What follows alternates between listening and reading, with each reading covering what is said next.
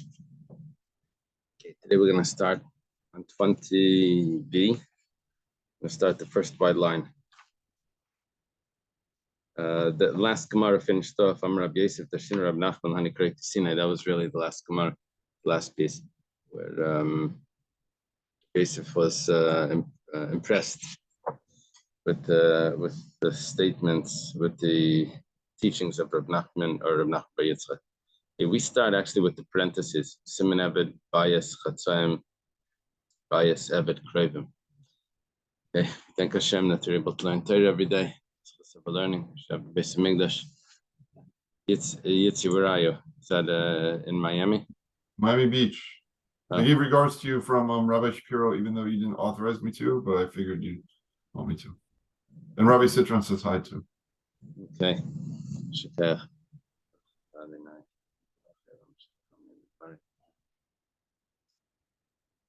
Okay. What we're going to learn today is halachas about redemption of an Eved Ivri that was sold to a non-Jew. And he wants to redeem himself, but he's only going to redeem half. Halachas of redeeming a house that was sold in a walled city that you're allowed to redeem within the first year of selling it. If you want to only redeem half of it. We're going to learn about the houses that are sold in a walled city that it doesn't say clearly that the relatives can redeem. We're going to learn if the relatives can redeem. We're also going to learn about an Eved Ivri that's sold to a Jew if the relatives can redeem him as well. We only learned that he can redeem himself. So it starts like this. Siman Eved, Bayis, Chatzayim, Bayis, Eved, Krevim. Okay, those are two categories of four questions. Two questions each.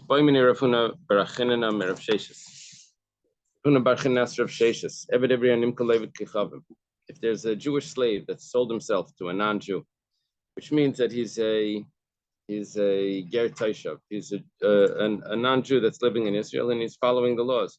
Can he redeem himself halfway? Redeem himself halfway would mean, can he say, look, I have half the money, I want to just redeem half of the years, not redeeming himself fully. He's going to just buy himself free in another 2 years instead of 4 years or something. When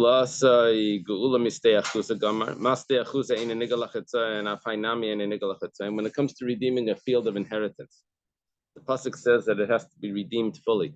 It doesn't give you the option of redeeming half of it. Either you redeem it or you don't redeem it.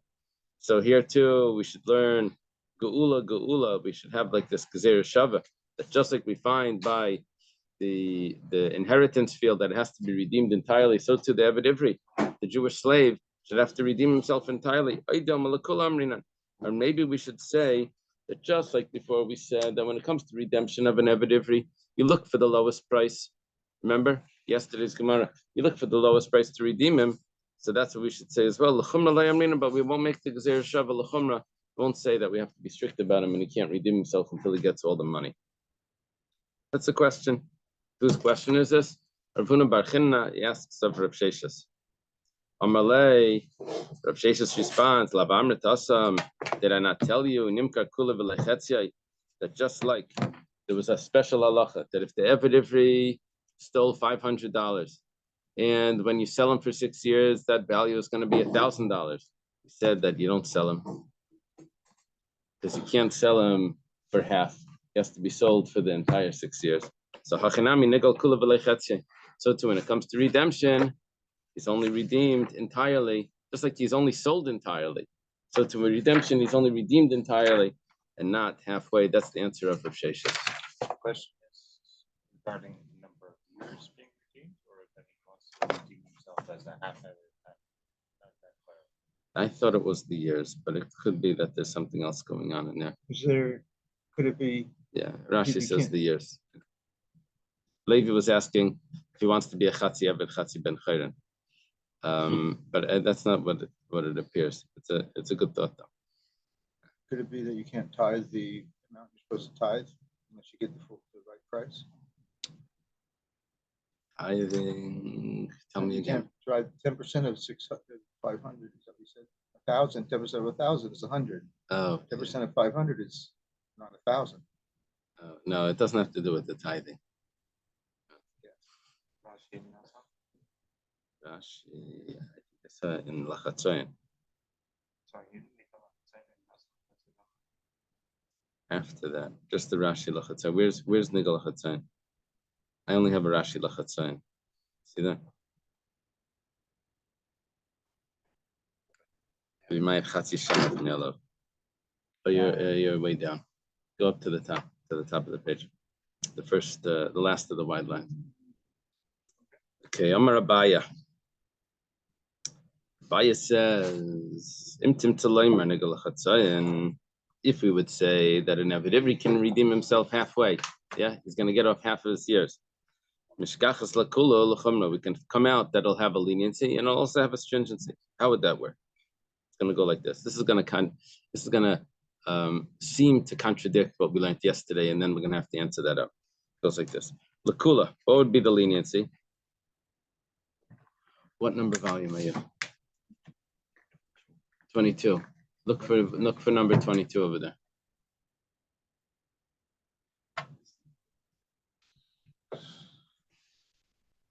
Now you're ready to learn. That's my number. 22. Okay.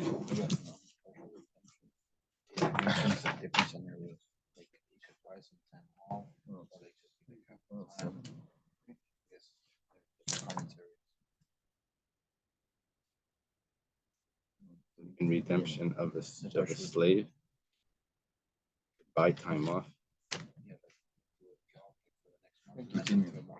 No, doesn't say that.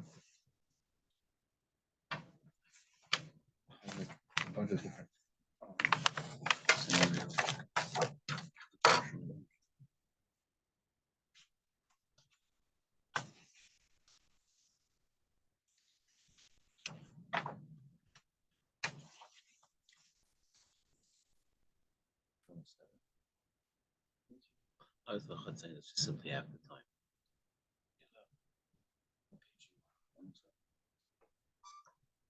time. The Rashash says your chat. The Rashash Otherwise, it says. doesn't make sense the comparison to try to buy half the field. Just reminder, everything that Lady Rudd says, I also say. So it's not just his.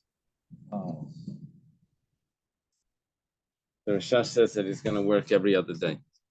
Okay. So Amar Abaya Yeshikaya. Imtim Tlemer Nigel Chatzim Mishkach Kula Chumra. We can have a leniency and a stringency. How would it work? Lakula, it would be Zavnei B'Meya. Let's say he was sold for 100. Okay. So now he wants to buy himself free. So Yovle Chamshin, which is Palga Dadamik. He gives 50, which is half the value. But Ashbach, however, he bought himself half free now. Now he's worth more. Become Almasan, and now he's worth 200. Not what's left. Originally, the full price is 200. So, if we say that redemption took effect, it was half free with the 50 coins, $50. So you have Lemev and Afik. Now he still has to give half, which that half of 200 is 100. So he gives a total of 150. But if we say that he's not redeemed, so that means that the 50 that he gave didn't work. So he has to give another 150. But Another 100. No, another 150 because he's worth 200. Half. No, he wants to redeem himself entirely. So he started off with redemption of half. So even if he's saying that meant he just gave us a matana. So no, it wasn't really a matana. It was like being held till he finished paying. If it worked and he was redeemed half, now the master only owns him half, and he wants to get half free. Now he wants to buy the other half, so now it would be 100, which would be a total of 150. He's worth 200, but 50 he already got free right at the beginning. A day later, it was worth 200. So what's half of 200? Well, he was already freed half, so the only half the value that's left is 100. So he would pay 100 to be a total of 150. But if we say that the first day's redemption didn't work, so he paid 50, but really he has to pay 200. So yeah, it owes 150. It's going to be a total of 200. So that would be a kula if it worked. If it would be nigel chatzain, he would get off $50 over there. The Gemara says 1 second. Doesn't work like that because yesterday we learned. You told me that if he gets worth more, you always pay like the original price. So it's back to 100. The Gemara says, we're talking about that originally it was 200. Then the price went down to 100. So that's when he bought himself free for 50, half of it. And then it goes back up to its original price of 200. That we don't have a pasuk that says that you pay for the middle price. You only have either the beginning price or the end price. So he really is going to pay now, depending on if that redemption worked, he's going to pay either 150 or 100 to get himself free.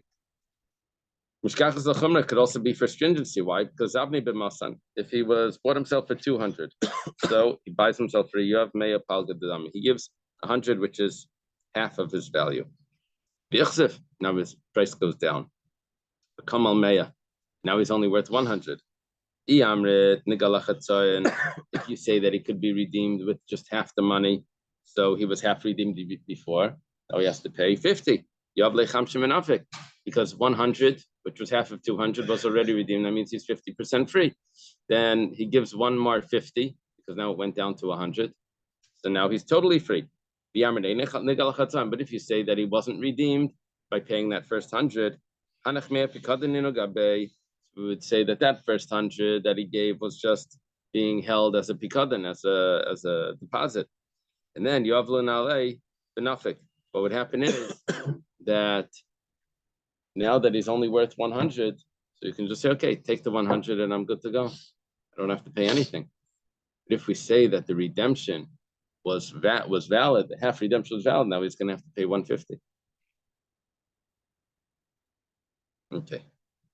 That was the first halacha about an Eved Ivri that was sold to a non-Jew. Second question. Rav Huna Bar Chinna asked Rav Sheshes, the rule is that if usually a field that's sold goes back to the original owner by Yovel. That's usually the rule. It's called a steachus, a field of inheritance. The halacha when someone sells a house is similar to a steachuza, that it goes back, except if it's a house in a walled city. A house in a walled city has a strange halacha that you have 1 year to buy it back. And if you don't buy it back within that year, then it's finished. It gets sold to the purchaser keeps it, and it doesn't go back by Yovel. You lost it. That's the halacha. So now, let's say someone sells a house in a walled city, and he only has enough money within that first year to buy half of it back. So can he buy half of it back? Or do we say that we compare it to the field of inheritance? In the field of inheritance, you're not able to buy back half. You're only able to buy it fully. That's the rule that it says. It says, the amount of the redemption. You need all the money there. Okay, so now, can the house in the walled city be bought back within the first year, half of it? Gulasei, misteachuza. Do we say that we learn from the steachuza, the inheritance field, that you need to have all the money to be able to redeem it? Just like the field is not redeemed for half, so too the house is not redeemed for half. Or maybe only where this was revealed, where this was told to us, that's where we have the halacha of half. Of no half, but where it wasn't told to us, which was by this Bati Arichaima, it never said it that you have to have all the money. It doesn't say it there. Maybe we don't have the Gezerah Shava. Amalei. So Rav Sheshes responds to Rav Huna Bar Chinna. He says, "Mi midrashi shel Rav Shimon nishma." In the teachings of Rav Shimon, we can learn what the halacha should be here. Shalava v'goyel achatzayin, that you should be able to borrow money and redeem, and you can also redeem half. He's going lenient here. The last case he was strict. Last case he said that the Eved Ivri needs to redeem himself entirely. Now he's saying that according to Reb Shimon, you could redeem half by Bati Arichaima, by the house in the walled city. The Tanya was started in a brisa. They have to remember, Reb Shimon has his own path in all of Torah. That you look at the Shina time of the Kra, you look at the reasons for the psukim, and then from that you can figure out what the halacha is supposed to be. Shimon, if you would go through all of the halachas, and according to Reb Shimon, it's going to look very different. Tanya was started in Brysim Gal Yigal. Says this is talking about someone that consecrates a steachuza, a field. The halacha of someone that consecrates a field of inheritance is that he's able to redeem it up until Yovel, but if he doesn't, then it ends up going to the Kayanim, so he loses it. Okay, Malame, this teaches us you see all that. You see that double expression in Goyal Yigal. That means that you have two other options, lenient options, to be able to redeem. You're allowed to borrow money to be able to redeem. It's like by your down payment on the mortgage. They have to make sure that you're not borrowing from someone else. You want to see where that money comes from. They do that stuff. So certain halachas, you have to come up with the money of your own. It can't be borrowed. But over here, you're allowed to borrow the money according to Reb Shimon, and you're also allowed to redeem half of it according to Reb Shimon. Amar Reb Shimon, Matam. Reb Shimon says, what's the reason? When someone sells a field, not consecrates, when someone sells a field of inheritance, that if the Jubilee comes and it wasn't redeemed, so what happens? It goes right back to him. He sold it, Jubilee comes back. But nevertheless, there's a weakness over there by that sale. He can't borrow to redeem it, and he also can't redeem half of it. We have a leniency that it goes back by the Jubilee, and we have a strictness that he can't borrow money to redeem it, and he has to redeem it entirely as well. However, Makdish, when it comes to consecration, that he loses out, he has a strictness. That if the Jubilee comes and it wasn't redeemed, he doesn't get it back. It goes to the Kayanim.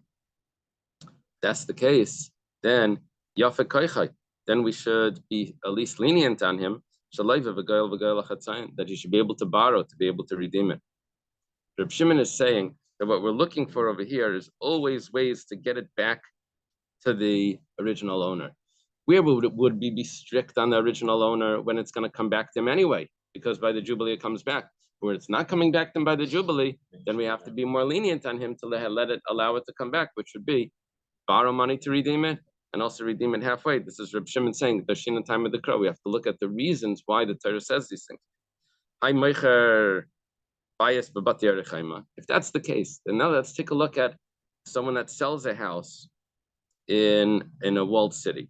What's the rule over there? You only have 1 year to get it back, or else you lose it. So, Nami, same thing would apply. Because he could lose it in a year, it's considered a final deal, and he loses the house. So we should be lenient on him. So love of a girl, they should be able to get it back. That's Shimon's logic, that he should be able to redeem halfway. Eisvei, the Gemara has a question. Goyal Yigal, quote a Brisa that seems to contradict what Reb Shimon just said. How are we going to answer a contradiction? We'll see.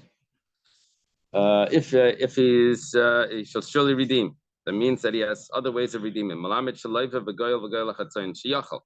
Gemara says like this, talking about redemption of consecrated property, that you're allowed to borrow money and you're also allowed to redeem halfway. So far, so good. No contradiction yet. But that's not what we're looking for. We're looking for Meicher Bayas, someone that sells a house in a walled city, not consecrated. Someone that sells it. We didn't mention that yet. It says that if he consecrates, the owner is allowed to redeem it and redeem half of it. Borrow and redeem half. Sheyachal. Why do I need a pasuk to teach this to me? What the Gemara does now is the Gemara says that if you wouldn't have had the pasuk, I would have thought differently. Is it not logical? When it comes to a field of inheritance that has a lot of strength, that it automatically goes back to him. But nevertheless, he has a strictness. If somewhere where it's so lenient that he gets it back automatically by the Jubilee, but nevertheless he's not able to borrow to redeem it, and he's also not able to redeem half of it.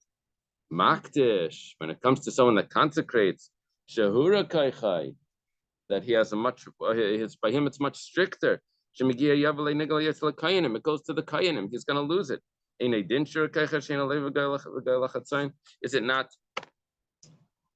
it not a Kalvachaimer? It's exactly the opposite. Opposite logic, right?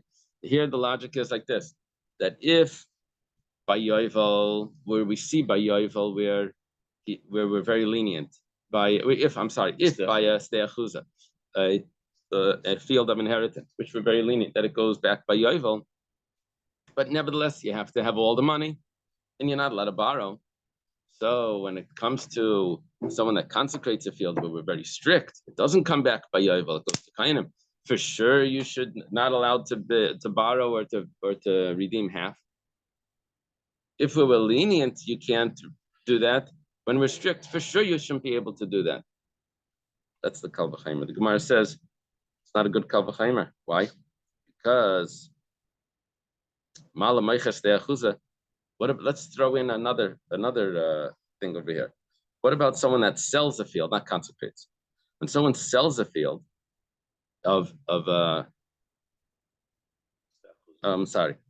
someone sells a field of steachuza. 1 second. A steachuza is not only lenient. A steachuza has a certain strictness to him. Maybe that's why, because of that strictness, that the steachuza he has to wait 2 years before he can start the redemption.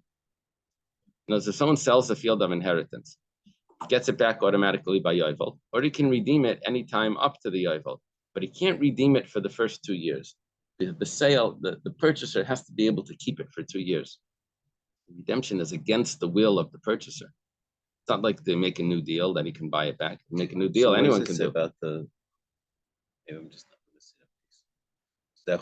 So that he has to be able to either buy it within a year or lose it. That's bias, that's a house in a walled city. So yeah, I should clarify. There's a bunch of things going on over here. There's a steachuza field, inheritance field. There's a makdish steachuza. Someone that consecrates the field. Then there's what's the rule by a steachuza? That it comes back by Yovel. Makdish steachuza means that you have the ability to redeem it until the Yovel, and if not, it goes to Kayanim. Then you have a house in a walled city. The house in the walled city is the one that you have 1 year. You have 1 year to buy it back. And when by a regular steachuza, a regular field of inheritance, it comes back by the Jubilee, but you have to leave it, and you can redeem it anytime up to there, but you can't redeem it within the first 2 years. It has to stay by the purchaser for 2 years. So now, I'm sorry. And the buyer can be, what happens when the buyer, that's another halach. The buyer is makdish. I think it goes back to the original owner. Yeah, because he was only makdish what he owned, which was that time. I think it says consecration. The fullest land eventually goes to the Kohanim. Would that have built up in certain areas a lot of land for Kohanim? Yeah, Kohanim land? Makes it a kingdom. Yeah, like in England, that was the problem. So much went to the church. Will say the king had to say there's no more church to get the land for himself. The peasants lost it. The owners lost it. It was all consecrated. Problem in England is they don't use ice in their drinks. Everybody knows that. I was going to say that. Yeah, but it's common sense. And I'm not familiar with that problem taking place in Israel. So when it comes to maybe, I'm sorry. What happens with man-made things is that they tell people not to have kids so that they keep growing. the church. Yeah, that's part of the business. So the no system inheritance. inherits everything. It's not the people. That's probably what happened over there. That happened before the Catholic Church? I don't know when it started. but- It's there for the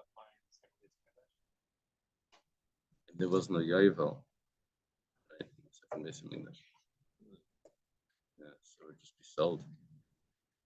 So Yovel stopped at a certain point.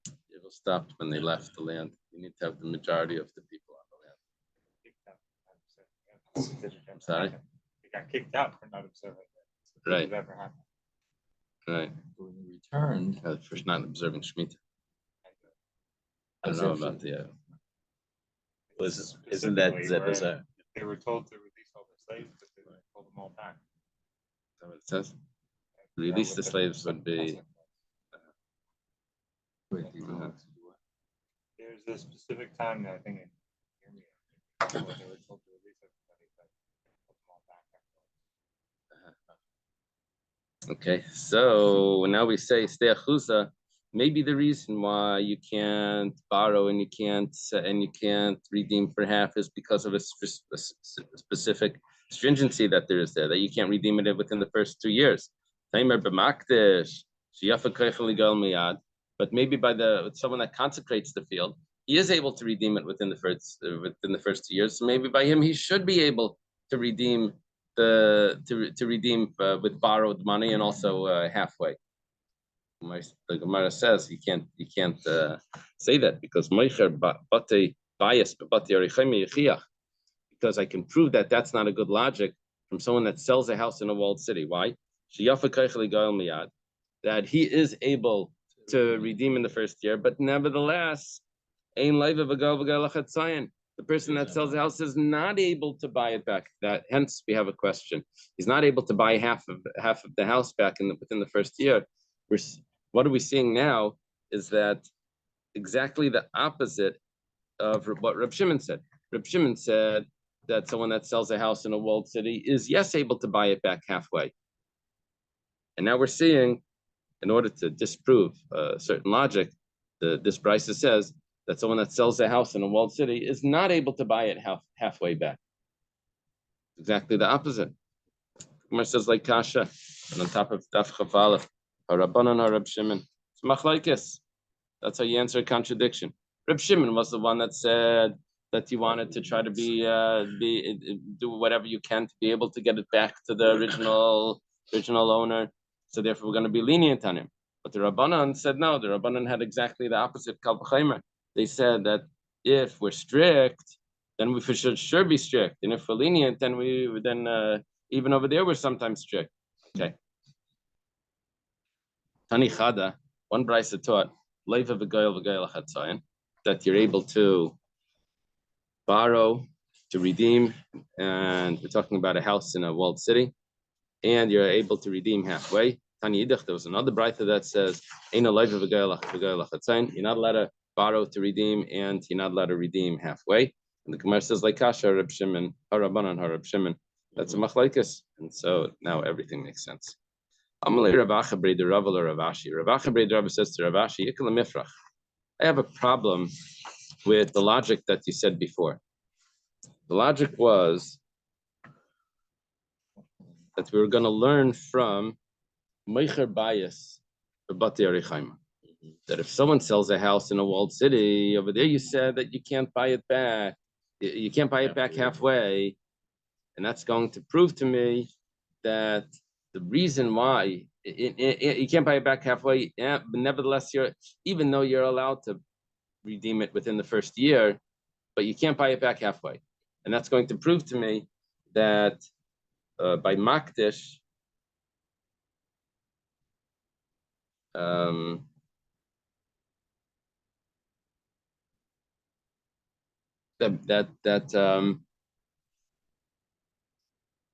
that's going to prove to me. That's why Makdish needs a puzzle.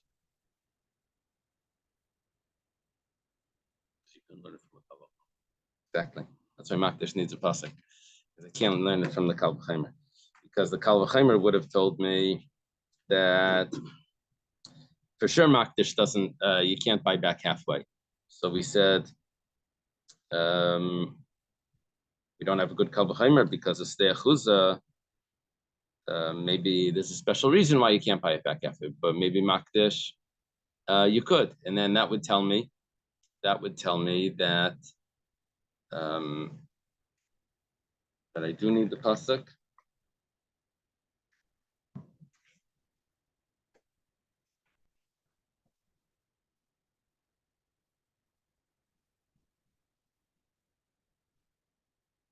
By Makdish, you are allowed to read. By Makdish, you are allowed to bring it back. You're allowed to buy it halfway. The Kal V'Chomer would have told me that I don't bring it. I can't buy it back halfway, and that's why I need the pasuk. Because of the Kal V'Chomer, I need the pasuk. Kal V'Chomer tells me that you can't redeem it halfway. Comes along the pasuk and says you can. Pasuk said, now the Gemara says, but there's a problem with the Kal V'Chomer. The Gemara answers the problem with the Kal V'Chomer. The problem with the Kal V'Chomer was that a Stei Achuza is not really lenient, even though it comes back by Yovel. Stei Achuza is really strict because a Stei Achuza, in the first year, you can't redeem it. And that's why you can't buy it back halfway. So by Makdish, you should be able to. I don't need the pasuk. So the Gemara says, no, you need the pasuk because by Meicher Bayis Bater Chaima, which you're also allowed to redeem within the first year, but nevertheless, you're not allowed to buy it back. So now I need the pasuk to tell me, because we're going to compare that just like by someone that sells a house in a walled city, where you're allowed to redeem it within the first year, but nevertheless, you can't redeem it halfway. I could have thought that the same thing should apply to a consecrated field. The same thing should happen, that you shouldn't be allowed to buy it back halfway. Comes along the pasuk and says that you can. So it comes along now, Ravacha says, Ravacha, Amli Ravacha Saba. I'm sorry. Amli Ravacha Brei Ravacha Ravashi Kilamifrach. Malamecha Bayis Pater Rechaimish Ken Hura Kechli Gal Li'olam. Makdish Yafa Kechli Gal Li'olam. Maybe we should say like this, that someone sells a house in a walled city. You know why he's not allowed to buy it back halfway? That's because he loses it entirely. But by a Makdish, he's always able to redeem it. So why do I need a pasuk that he should buy it back halfway? I should know that automatically. Because I could say that I would make a new type of learning. I would learn it with ma'atzad. Ma'atzad is we find a ma'atzad is a tzad shava it's the same thing as a tzad shava, but it's with it's before the tzad shava. The tzad shava is when you have two things that are comparable. Ma'atzad is just is a binyanav. You find a what's it called, a precedent. You find the precedent. What's the precedent? We'll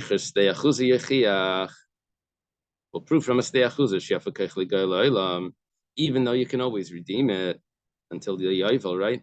A field of inheritance you can always redeem, and you're not allowed to buy it back.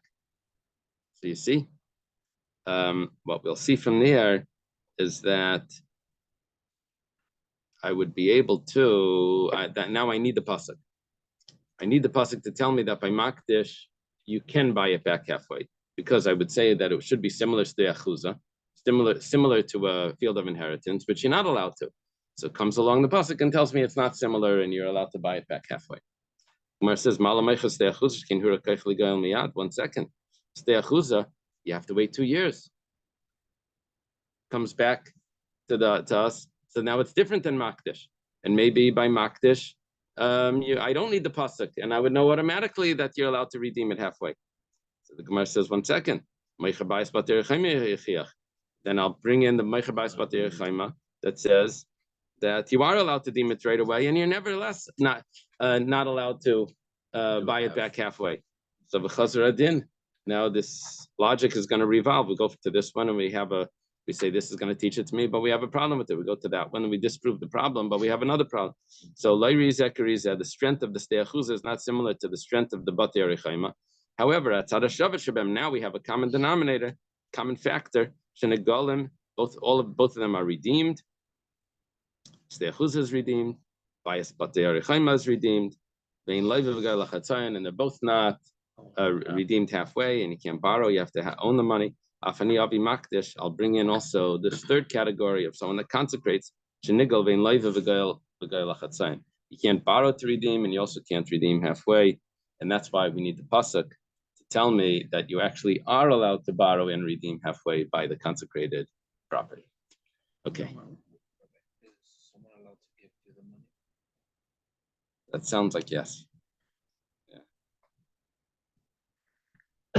Amalei Ravina. Did I just skip something? Yeah. Amalei Marzucha Breder of Mari Ravina. Marzucha, the son of Rav Mari, says to Ravina, Ikala Mifrach. I have a problem with the Tzad Shava, with the common factor. Common factor was between a house in a walled city together with a field of inheritance. It says like this. If you look at the common factor, look at what we have. If you look at the second year, both of them cannot be redeemed in the second year.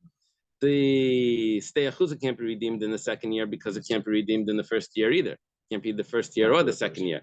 Timer, and when you look at the Batei Arichaima, it can't be redeemed in the second year because you were only allowed to redeem it in the first year. You can't redeem it second, third, fourth, fifth, any of them forever. You can never. But whatever the case is, the second year is the problem by both of those situations. One, because the first 2 years you can't redeem it. Other one is you only had the first year to redeem it. Whatever the case is, the second year is out. Timer b'makdish, when it comes to the makdish,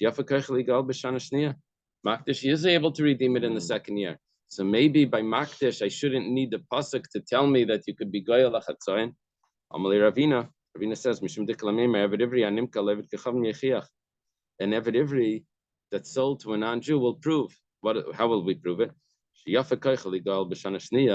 He is able to be redeemed in the second year. And just like Rav Sheshis answered before, that an eved ivri that's sold to a non-Jew, are you allowed to redeem him halfway? Rav Sheshis said no. So here also we'll say, I would have said that makdish as well, that even though makdish is allowed to be redeemed in the second year, but so what? An eved ivri is also. And you see for the eved ivri that you're not allowed to redeem halfway. So to by makdish, you can't redeem it halfway. Without the pasuk that says that you can. Okay. New question. Rav Huna Bar Chinana asks from Rav Sheshis. If someone sells a house in a walled city, nigel krave me, nigel krave him. Bias de achuza. So within the year, yeah. By a field of inheritance, it says that you can get relatives can come and redeem the field. What about a house in a walled city? Within a year, can relatives come and redeem the field?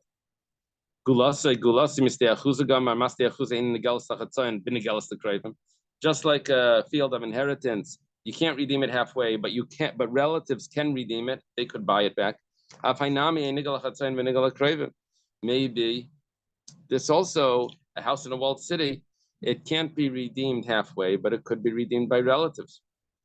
A dilma, or maybe maybe where does it say the word gula? We have a gzer shava from geula, that just like by a steyachuza, it says redemption. So too by a house in a walled city, it says redemption. And we're going to learn a halacha from one to the other, but maybe that halacha is only that you can't redeem it halfway. The krevim like siv, but relatives is not going to be taught.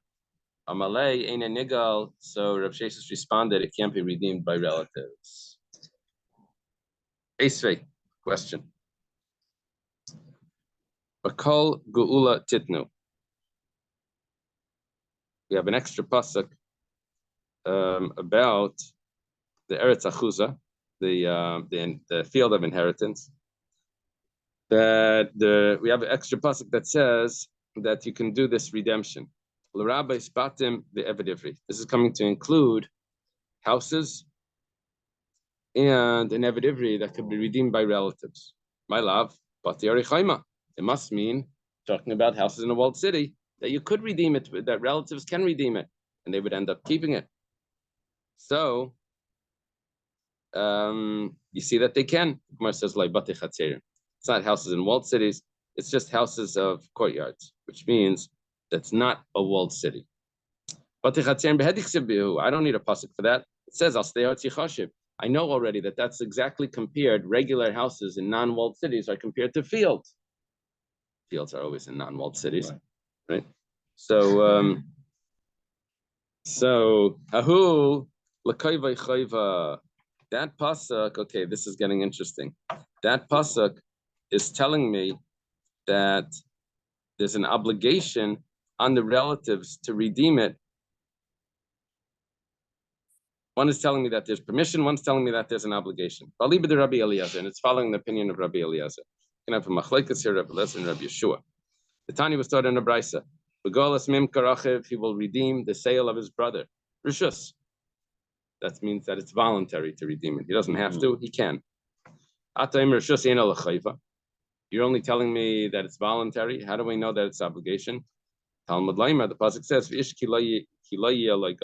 if a man does not have a relative to redeem, Gemara says, we're talking about he has a field of inheritance, right? How do you get a field of inheritance? Because he's from the Jewish tribe, the Jewish people. But he doesn't have any. How's it possible he doesn't have any relatives? This must be talking about that he has relatives, they just don't want to. And they have no obligation to because it's all voluntary. Rabbi Yeshua, that's the words of Rabbi Yeshua. So Rabbi Yeshua says that Begolas Mim Karachiv is only the relatives coming in to redeem is only voluntary. Rabbi Eliezer says, as Rabbi Eliezer ben Horkenes, he says Begolas Mim Karachiv is chayva. It's an obligation for the relatives to step in to redeem the field. Maybe it's only voluntary. That they should give for every redemption. Okay, so we learned from that pasuk that it's an obligation. Now that was only according to Rabbi Eliezer. What does Rabbi Yeshua do with that pasuk? Okay, let's see. Amri le Rabbanan le Ravashi, Amri le Ravina le Ravashi. The Rabbanan said to Ravashi, and some say that it was Ravina that said to Ravashi. If you would say that it's coming to include Batei Arichaima, that relatives are allowed to redeem the house, Hainu Diksiv Bakal. That's why it says in all. It could have said Gula Titnu. It doesn't say. It says Bakal Gula Titnu, right? An extra word. My Bakal. What's the extra word of Bakal? Kumar says Kasha. That's a good question. Esvei Abaya. Abaya has a question. Why does it say 3 times by the slave, the Jewish slave that was sold to the non-Jew? It says 3 times in the pasuk that you should redeem him. Want to redeem the slave that's sold to the non-Jew? The rabbi is coming to teach us that all redemptions are redeemed exactly in this way. Who redeems the slave that's sold to the non-Jew? Relatives. It's coming to teach us that relatives do other redemptions. My love, what are you coming to include when you say that all other redemptions are done in this way? But we're talking about houses in a walled city that relatives can step in to do the redemption. And also an Eved Ivri that was sold to a Jew. You never knew that some relatives can come in and redeem an Eved Ivri that's sold to a Jew. Umar says, Loi, that's not what it's coming to include. It's coming to include Bati Chatzein V'Stei Achuza. It's coming to include houses that are not in a walled city. And it's talking about fields of inheritance. Bati Chatzein V'Stei Achuza Behedichsiv. I'll stay hard Yichashiv. I don't need the Yigalenu to teach me that. I have clear. It says that clearly. It says Kedam Rav Nachman Bar Yitzchak L'Karev Karev Kaidem. As Rav Nachman Bar Yitzchak answers this, he says that the closer the relative, he comes first to the redemption. So too, when it comes to redeeming the Eved Ivri, the one that's the closer relative, he comes first. So too, by the Stei Achuza, the one that's closer relative, he comes first. Yeah, that's what it seems. Which relative would be able to do that? Would be the closest one, would have those rights. That's what it seems. Where did Rav Nachman Bar Yitzchak say this? That you're saying Hachinami, so too it will apply here. Ahadi Bailu, regarding the following question. It says, if an Eved Ivri is sold to another Jew, Can relatives step in to redeem him? Ali, but the Rabbi like to bailach. There's no question according to Rabbi. Rabbi says that someone that's not redeemed with the relatives is only redeemed with 6 years. According to Rabbi, you can't be relatives can't redeem him. Kiti bailach ali, but the Rabbanan. The question is according to the Rabbanan. What's the halacha? Yalfinan sacher sacher. Do we learn that just like by a Jewish slave that's sold to a non-Jew, he could be redeemed by the relatives. And they don't learn Yigaleno.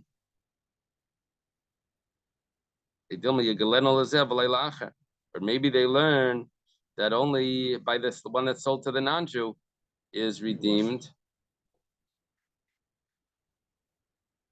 Second, sacher. I